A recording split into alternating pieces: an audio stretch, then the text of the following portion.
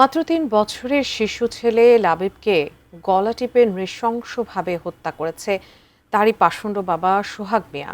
যে বয়সে বাবার স্নেহ ভালোবাসায় বড় হওয়ার কথা ছিল শিশুটির, সেই বয়সে নিজ বাবার হাতেই নিভে গেল ছোট্ট লাবিবের জীবন প্রদীপ। এ ঘটনায় চাঞ্চল্য ছড়িয়েছে পুরো এলাকায়, সেই সাথে তীব্র ক্ষোভ জানিয়ে শোক প্রকাশ করেছে এলাকাবাসী। ময়মনসিংহ থেকে আসাদুজ্জামান সুমনের তথ্যচিত্রে বিস্তারিত ডেস্ক রিপোর্টে। পারিবারিক বিরোধের জেরে কিছুদিন ধরে বাবার বাড়িতে অবস্থান করছেন ময়মনসিংহের ত্রিশাল উপজেলার রায়ের গ্রামের বাসিন্দা সোহাগ মিয়ার স্ত্রী লাবিবা। তাদের কোল জুড়ে ছিল ৩ বছরের শিশু লাবিব। বুধবার দুপুরে লাবিবের বাবা সোহাগ মিয়া শ্বশুর বাড়িতে গিয়ে শিশুটিকে নিজের কাছে নিয়ে যান। পরিবারের সদস্যদের কাছে তিনি আশ্বাস দেন সন্ধ্যার মধ্যেই শিশুটিকে আবার নানার বাড়িতে ফিরিয়ে দিয়ে যাবেন। কিন্তু সেই অপেক্ষা আর শেষ হয়নি। ৩২ ইঞ্চি জেভিকো টিভি এখন মাত্র ১৫,০০০ টাকায়, সাথে পাচ্ছেন ৩ বছরের প্যানেল ওয়ারেন্টি। সন্ধ্যার কিছুক্ষণ পর স্থানীয় লোকজন রাস্তার পাশে একটি শিশুর নিথর দেহ পড়ে থাকতে দেখে পুলিশে খবর দেন। খবর পেয়ে ত্রিশাল থানা পুলিশ দ্রুত ঘটনাস্থলে পৌঁছে মরদেহটি উদ্ধার করে থানায় নিয়ে আসে। পরে নিশ্চিত হওয়া যায় নিহত শিশুটি ৩ বছরের শিশু লাবিব। আমার বাড়িতেই থাকতো, আমি খাওয়া ফিরাইয়া এথানি ডাঙ্গর করছি, কাপড় লতা সবকিছু আমি দেয় এথানি ডাঙ্গর করছি। তার বাবার সময় ৩ বছরের বয়স হয়েছে, মনে হয় যে ২০০ টাকা ওই সারা বানা খরচ করছে না, সম্পূর্ণ খরচ আমার। একেবারে সিজার থেকে শুরু যা লাগছে সম্পূর্ণ আমি করছি। নেহারিয়া যে মারি আসছে, ওখানে আমি সরকারের কাছে এটা চূড়ান্ত একটা বিচার চাই, এর ফার চাই। আমি খুব কষ্ট হইরে মানুষ করছি বাবা। বাহা সন্তান লইয়া বুড়াম দেহাম সারাদিন রাহাম, বাদে বিকালে দাঁত হয়ে যাম, হের মধ্যে দাঁত হয়ে গেছে না। মানুষে বাড়ির তুরি নিতে আসছে না, অর্ধেক রাস্তায় মাইরা নেহারা মানুষ যে দুহানে দুহানে বাদে হলায় হয়ে গেছে, মানুষে খুঁজতে আসছে। হাসি তো চাই, আর কিছুই চাই না। নাতি নাই, আমি তারে দেখলে কিনবো, আমি চাই না তারে ফাঁসি। আমার নাতি মারি আলছে স্বর্ণের দলা মারি আলছি। ঘটনার খবর ছড়িয়ে পড়তেই এলাকায় নেমে আসে শোকের ছায়া। স্বজনদের আহাজারিতে ভারী হয়ে ওঠে আশেপাশের পরিবেশ। একমাত্র সন্তানের এমন নির্মম মৃত্যুতে ভেঙে পড়েছেন লাবিবের মা লামিয়া। আমার স্বামী তার হে বউ খেয়ে দিছে, পরে ডিভোর্স দেওয়ালছে, ডিভোর্স দেয়া তার হে বউ আর এখানে বিয়া বয়ে উঠছে, আমার বিয়া করে একটা সন্তান হয়েছে। তখন মানে ১ বছর পরে আমার বাচ্চা যখন ১ বছর বয়স, তখন আমার লোক ঝগড়া লাগিয়া হে বউ নিয়ে আসছে। আমি আজকে ১ বছর ধরে আমার বাচ্চা লইয়া আমার বাড়িতে থাকি। তারপরে ও না আমার বাচ্চারা কইছে দেখবার কথা কইয়া যে আমার সন্তান আমি নিই, বাহায় চাইলে লাগে না। আবার আমার হুয়াই হুড়িরে নিয়ে আর আমার ননাসকে নিয়ে নিচে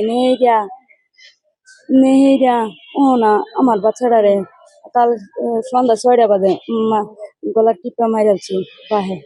আমার বুয়ের সন্তান হারাই গেছে, আমি তাদের ফাঁসি চাই। আমি চাই না হ্যাঁ এই জেলতে গেলে আমার খুন হইব, হয়তো আমার বাপ চাচারে কে খুন হইব, এই কোনে আমি চাই ফাঁসি, এই মাগিরও ফাঁসি চাই। ঈদের সময় নায়র গেছে বাইরে বেড়াইবার, এমন কব বাচ্চারে মারলে হ্যাঁ বাইতে এমন আলা তারে মাইরা দেখি আমি পারিনি। আমি আমি চাই দুজনের ফাঁসি।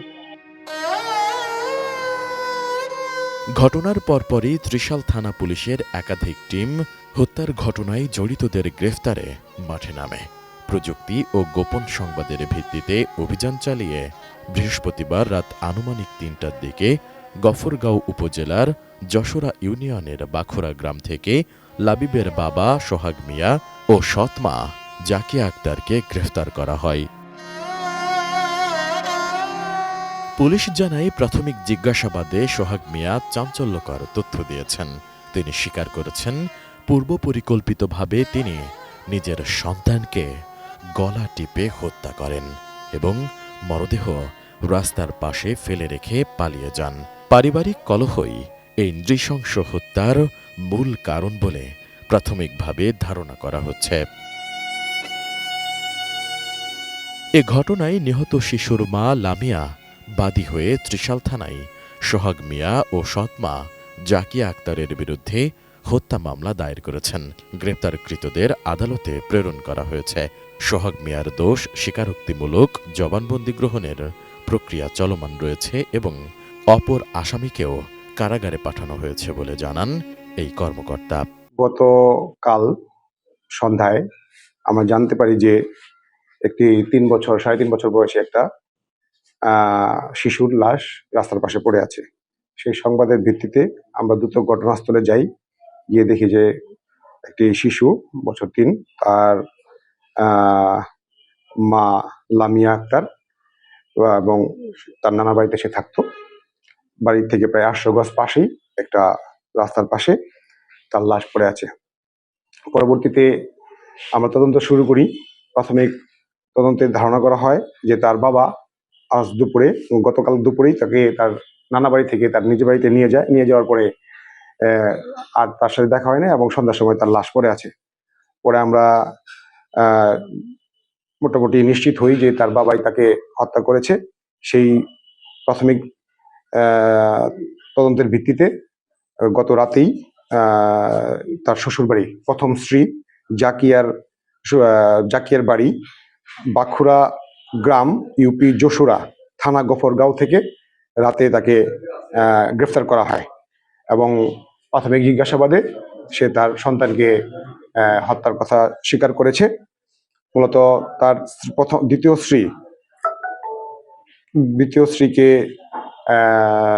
স্ত্রীর সাথে তার কলহের কারণে এবং তাকে কষ্ট দেওয়ার জন্য সে তার সন্তানকে হত্যা করেছে। এখন বর্তমানে তার আইনানুগ প্রক্রিয়াধীন আছে। আমরা আসামি অ্যারেস্ট করেছি এবং এটা আমরা এখন কোর্টে সেন্ড আপ করব। এদিকে শিশুটির মরদেহ ময়নাতদন্তের জন্য ময়মনসিংহ মেডিকেল কলেজ হাসপাতালে পাঠানো হয়েছে। এ সংক্রান্ত অন্যান্য আইনগত কার্যক্রম প্রক্রিয়াধীন রয়েছে বলে জানিয়েছে পুলিশ। স্থানীয়দের ভাষ্য, একজন বাবা সন্তানের সবচেয়ে বড় নিরাপত্তার জায়গা। সেই বাবাই যখন ঘাতক হয়ে ওঠে, তখন সমাজের জন্য এর চেয়ে ভয়াবহ বার্তা আর কি হতে পারে? এই মর্মান্তিক ঘটনা নতুন করে প্রশ্ন তুলেছে পারিবারিক বিরোধ ও সামাজিক অবক্ষয়ের বলি হয়ে আর কত নিরাপদ শিশুর জীবন ঝরে যাবে।